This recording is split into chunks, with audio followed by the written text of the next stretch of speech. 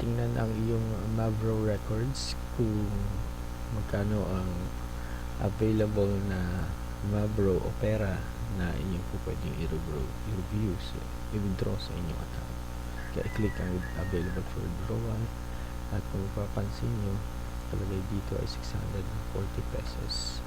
Ganun din yung kulay niya rito na ibig sabihin ay pwede nang i-withdraw. So, galing available for withdrawal. Ngayon, pumunta sa inyong dashboard para gawin ang paghingi ng tulong.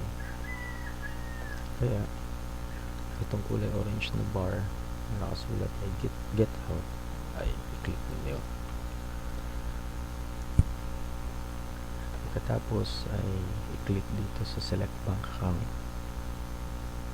Click ang next.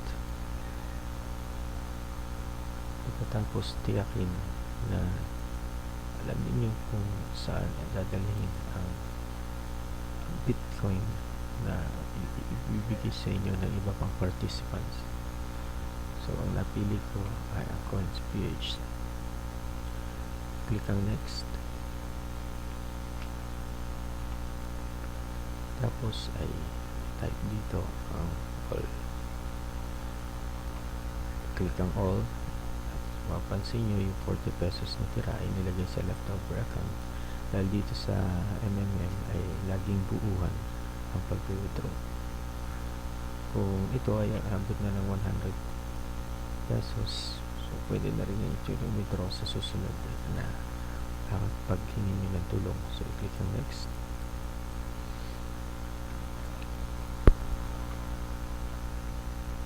At basahin mabuti kung ito nga ang inyong Bitcoin wallet na pagpapasahan. At ito ang halaga na inyong hihingiing tulong mula sa mga participants. I-click ang next.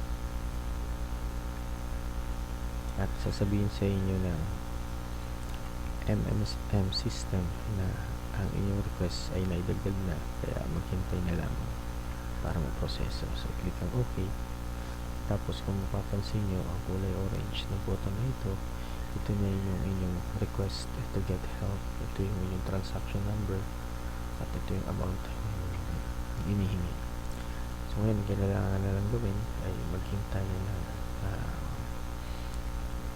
ilang oras para makahingi, para may magbigay sa inyo ng tulong mula sa ibang participants. So pagtyaga maghintay at darating din ang pera.